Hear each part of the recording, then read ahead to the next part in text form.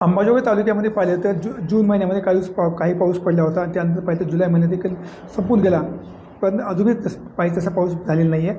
पण अंबाजोगाई तालुक्यामध्ये नेमक्या किती पेरणी झाली आहे, किती पाऊस टक्के पडलेला आहे, आणि त्याचं तसं पाहिलं तर अनेक शेतकऱ्यांची देखील तक्रार होते की काही बियाणं उगवलंच नाही आहे. या संदर्भात बोलण्यासाठी माझ्यासोबत कृषी अधिकारी पवारसाहेब आहेत. आपण त्याची संवाद साधणार. साहेब, काय सांगाल, आतापर्यंत अंबाजोगाई तालुक्यात किती टक्के पाऊस पडलेला आहे आणि किती टक्के पेरणी झालेली आहेत? अंबेजोगाई तालुक्यामध्ये जून महिन्यामध्ये 99.1% पाऊस झाला आहे. म्हणजे आपल्या जून महिन्याची जी सरासरी आहे अंबेजोगाईची ते 132.8 मिलीमीटर आहे. तर त्याच्या अगेन्स्टमध्ये 131.6 मिलीमीटर एवढा पाऊस जून महिन्यामध्ये झालेला आहे. परंतु जुलै महिन्यामध्ये आपल्याला आजच्या तारखेपर्यंत एकूण पावसाच्या 49% जुलै महिन्यामध्ये आपल्याकडे पाऊस झालेला आहे. अंबेजोगाईमध्ये एकूण पेरणी क्षेत्र जे आहे 77,152 हेक्टर पेरणीलायक क्षेत्र आहे. त्याच्या अगेन्स्ट कालच्या सोमवारपर्यंतचा जो आमच्याकडचा आकडा आहे पेरणीचा, त्या आकड्यामध्ये आपल्याकडे जवळपास 53,132 हेक्टर क्षेत्रावर पेरणी झाली. ते एकूण क्षेत्राच्या 68.86% क्षेत्र आपलं पेरणीखाली गेलेलं आहे. पण कोणते जास्त पेरणी शेतकऱ्यांनी कोणती घेतलेली आहे जास्तीत जास्त? आपल्या अंबेजोगाई तालुक्यामध्ये प्रमुख क्षेत्र आहे सोयाबीनचं. तर सोयाबीनच्या क्षेत्रामध्येच मोठा पेरा आहे, आणि त्याच्यानंतरचं आपलं दुसरं बागायती पीकमध्ये ऊस आहे नंबर 2वर, आणि तिसरा तूर आणि कापूस आहे. त्याचं प्रमाण फार कमी आहे. 2,000 हेक्टरच्या आसपास दोन्ही पिकाचं क्षेत्र आहे, 2,000 हेक्टरचं. तर सोयाबीनचं आजपर्यंतचं आपलं पेरणी क्षेत्र झालेलं आहे 53,132च्या अगेन्स्ट 43,758 हेक्टर क्षेत्र आपलं सोयाबीन खाली पेरणी क्षेत्राखाली आलेलं आहे. आता पाहिलं तर अंबाजोगाई तालुक्यामध्ये अनेक शेतकऱ्यांच्या देखील तक्रार देखील आहेत की काही बियाणं आमचं उगवलंच नाही आहे आणि काही कंपनी त्याच्यामध्ये सहभाग घेतलेला आहे. नेमकं अशा शेतकऱ्यांसाठी आपण काय अशा जे कंपनी आहेत त्याची आपण काय कारवाई करणार? आपल्याला माहिती आहे की पावसामध्ये बराचसा खंड पडून पाऊस पडलेला आहे. शेतकऱ्यांनी पेरण्या केलेल्या आहेत. तर शेतकऱ्यांच्या बियाणे उगवण झाली नाही या संदर्भामध्ये आमच्याकडे तक्रारी प्राप्त झालेल्या आहेत. या तक्रारीच्या अनुषंगाने माननीय उपविभागीय कृषी अधिकारी अंबेजोगाई यांच्या अध्यक्षतेखाली आपल्याकडे तक्रार निवारण समिती आहे. त्याच्यामध्ये कृषी विद्यापीठाचे ॲग्रॉनॉमिस्ट हे शास्त्रज्ञ असतात. त्याचबरोबर आमचे गुण नियंत्रण अधिकारी त्याच्यातले एक सदस्य आहेत. पंचायत समितीचे कृषी अधिकारी त्याच्यातले एक सदस्य आहेत. तर ह्याच्यामध्ये जेवढ्या आमच्या तालुक्यामध्ये एक 4-5 तक्रारी प्राप्त झालेल्या आहेत ह्याच्यामध्ये बियाणे उगवण न झाल्या संदर्भामध्ये, तर त्या संदर्भामध्ये आपल्या समितीने त्या क्षेत्राची पाहणी केलेली आहे.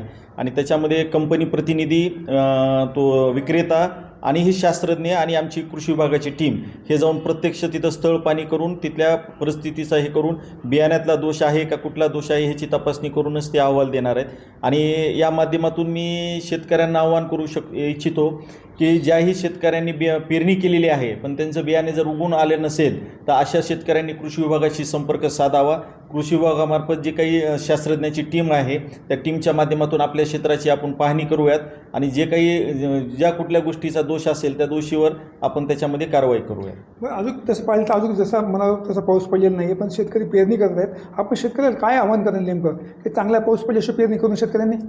हा चांगला प्रश्न आहे. शेतकरी बांधवांना मी आवाहन करू इच्छितो की आपल्या महाराष्ट्राचे मुख्यमंत्री आदरणीय फडणवीस साहेबांनी सुद्धा आपल्या शेतकऱ्यांना आवाहन केलं होतं की जोपर्यंत चांगला पाऊस पडत नाही तोपर्यंत पेरणी करू नये.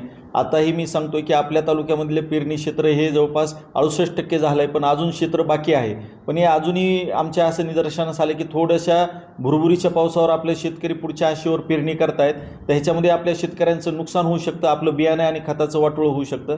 तर शेतकऱ्यांना मी आवाहन करू शकतो की अजून पूर्ण पेरणीचा कालावधी संपलेला नाही आहे. ज्यांनी आघाडीची पेरणी केली आहे त्यांच्याबरोबर आपली स्पर्धा होणार नाही आहे, पण योग्य पाऊस झाल्यानंतर सलग 2-3 दिवसाचा पाऊस हा 100 मिलीमीटरपर्यंत झाल्यानंतरच आपण पेरणी करावी. कारण की त्या पावसाची ओल जमिनीमध्ये जवळपास 8 ते 9 इंच जाणं अपेक्षित आहे. तरच जर उद्या पावसाचा खंड पडला तर त्या खंडामध्ये उगून आलेलं पीक आपलं तग धरू शकतं. म्हणून शेतकऱ्यांना मी आवाहन करू इच्छितो की शेतकऱ्यांनी फार घाई करू नये. ज्यांची पेरणी बाकी आहे चांगला पाऊस पडावा. अजून पेरणीचे दिवस गेले नाहीत. आणि त्याचबरोबर जर लेट पेरणी झाली पुढच्या याच्यामध्ये 15 जुलैच्या पुढे जर आपली पेरणी सरकली असेल किंवा जुलैच्या शेवटच्या आठवड्यामध्ये जर आपली पेरणी जात असेल तर त्यावेळेस आपल्याला पिकाची बदल आपल्याला त्याच्यामध्ये करावा लागणार आहे. तर शेतकऱ्यांना तो इच्छितो किंवा आपलं प्रमुख पीक सोयाबीन आहे, पण जसं जसं आपल्याला उशीर होईल तर आपल्या सोयाबीनची उत्पादकता कमी होऊ शकते. तर पर्यायी पिकाला निवड आपण करावी लागणार आहे. त्यासाठी आम्ही कृषी विभाग आपल्या मदतीला तयार आहोत. फक्त शेतकऱ्यांना एवढीच विनंती करतो की त्यांनी भगऱ्या ओलीवर, कमी ओलीवर 2 ते 3 बुटेच्या ओलीवर पेरणी करू नये. त्याच्यामध्ये आपल्याला फार मोठा आर्थिक फटका बसतो. आपल्या बियाणे आणि खताचा खर्च आपला हा वाया जातो आणि पुढच्या दुबार पेरणीसाठी आपल्यावर संकट निर्माण होऊ शकतं. म्हणून शेतकऱ्यांनी पेरणीसाठी गडबड करू नये. तर येवते पाऊस त्यांचं म्हणणं आहे की जोपर्यंत चांगला समाधानकारक पाऊस पडत नाही आहे तोपर्यंत शेतकऱ्यांनी पेरणीची घाई करू नये. दुसरीकडं ज्या शेतकऱ्यांचं बोगस बियाण्याची काही तक्रार असेल तर त्यांच्यासाठी याच्या विशेष पथक नेमलेले त्यांची तक्रार देखील करण्यात यावी असेल की त्यांना सांगण्यात आलेली आहे. कॅमेरापासून विकास वाघमारे, मी संभाजी म्हणजे टीव्ही मराठी, अंबाजोगाई, बीड.